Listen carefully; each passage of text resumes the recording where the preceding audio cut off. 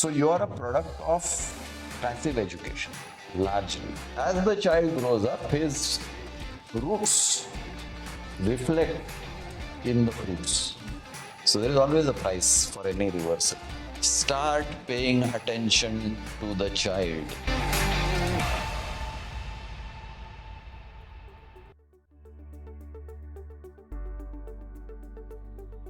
Would it be right to say that a grown-up man is a reflection of his childhood?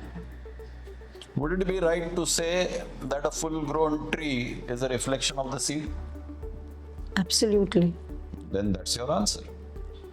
Because whatever you are seeing as a grown-up man was cultivated from the seed stage, from the childhood stage. So something which we say upbringing. What is upbringing? Upbringing is a composite of the people, environment, conditions, society, traditions that impact a growing person.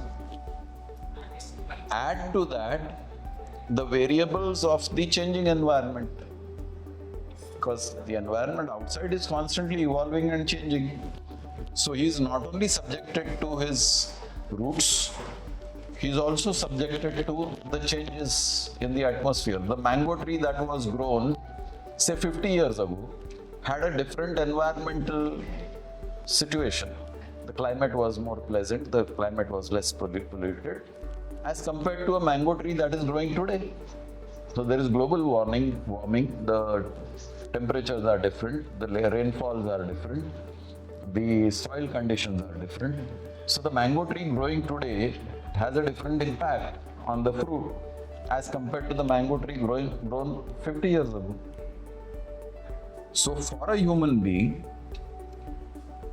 it's a complex mixture of several things, beginning with the parents, the close relatives with whom the child is growing, the teachers, the school friends, the community friends, the cousins, the brothers, sisters, the adults who impact this child when he's growing up. So when you're seeing a grown-up adult, you're not only seeing the parenting in that child, you are seeing a mixture of the society in which this child is grown.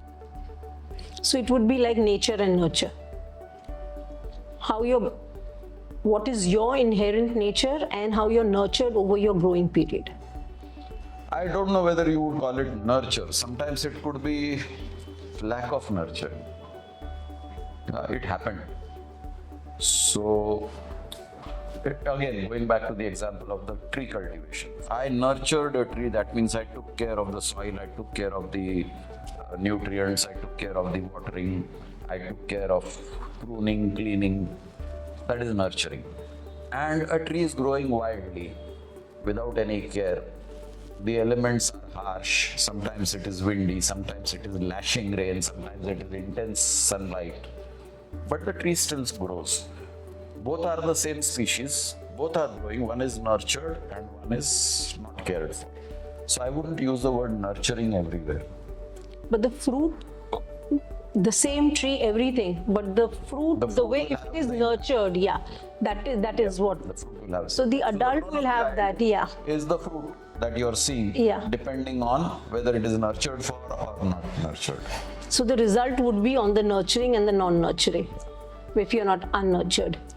So like if we take it like in the beginning of the start of life of a child, the childhood period, if the child is a witness to parents fighting, constant fighting, how would that impact the child when he goes out in school or after he grows up?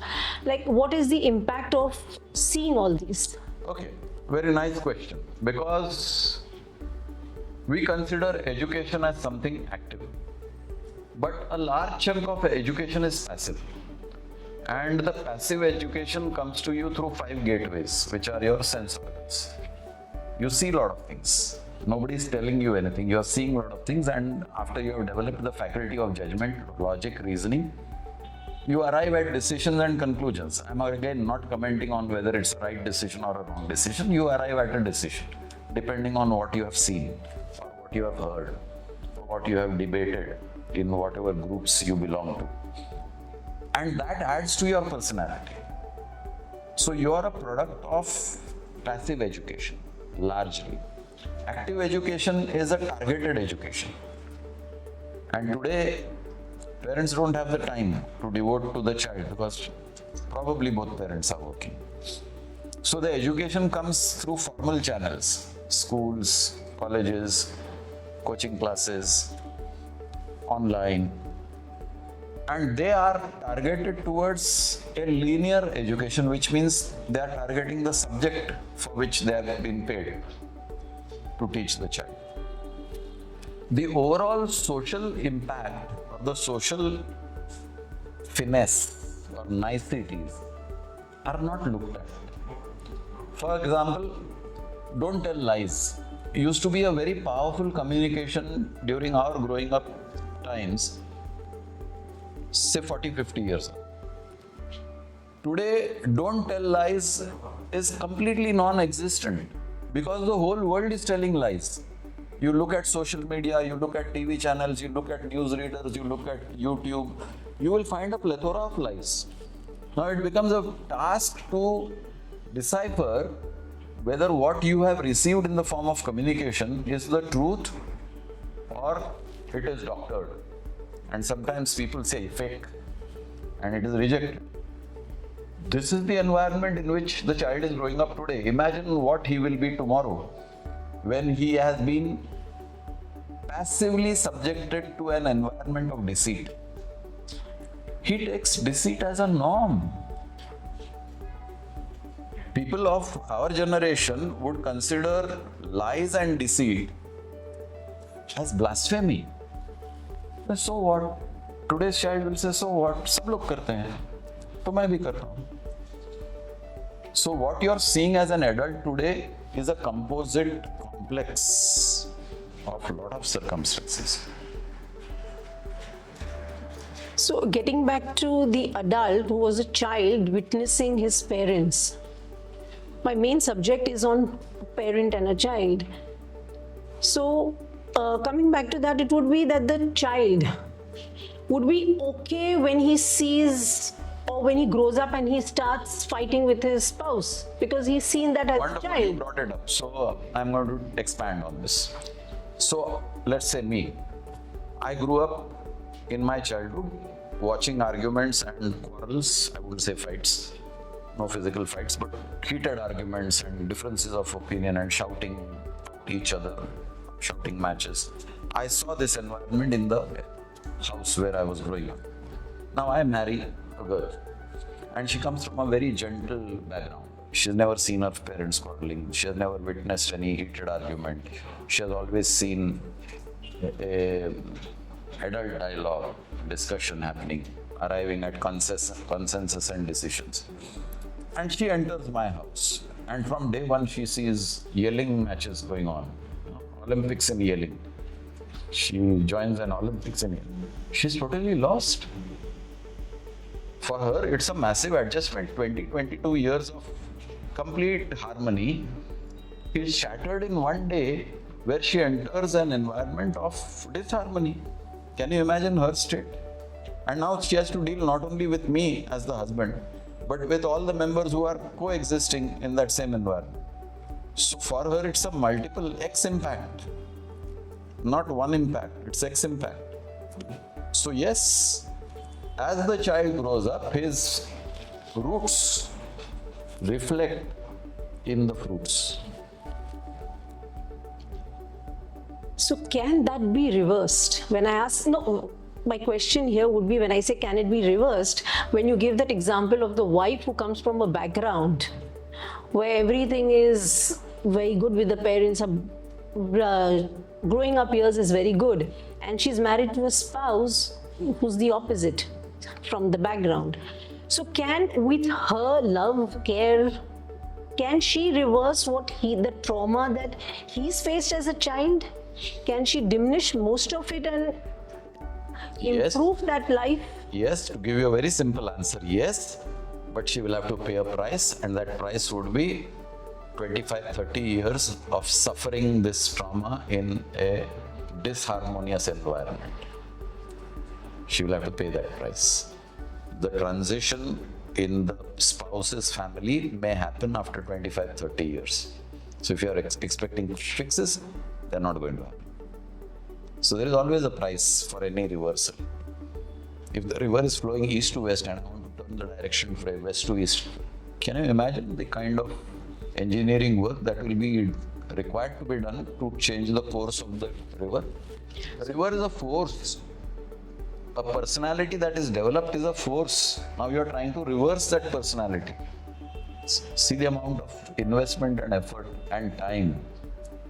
So is that girl willing to do that? That is the question. No, that would go to another Subject, topic yes, I agree. entirely, that, that's where relations break up. It's better that she gets out of the marriage instead of living in that marriage. But Mike, when you said the course, so would it not be on the parents to understand where their behavior would take the course? Another analogy. I have a block of marble. You are the artist sculpting. You created a murti of a lady. Now I want you to convert that murti into a man. So you as an artist tell me how easy or how difficult that is. It would take that many years. And effort. Yeah, are you willing? उसका पूरा कपड़ा change करना है, उसको दाढ़ी मूछें लगानी है. So whatever you are going to do in changing the sculpture, the same kind of effort will be required to change people in your life. They are sculpted, they are chiseled. So what is the way out? Way out is associations. Right at the beginning, we had a nice system of arranged marriages which were looking at all these backgrounds to see that there is a match. Today, all that is shattered. Mismatches are matching, and therefore you have breakages, separations, and divorce. Which is, we are talking about this generation or the previous one. Our This generation generation was so different. Everything was very different. More so this generation. You will see disharmony more in this generation.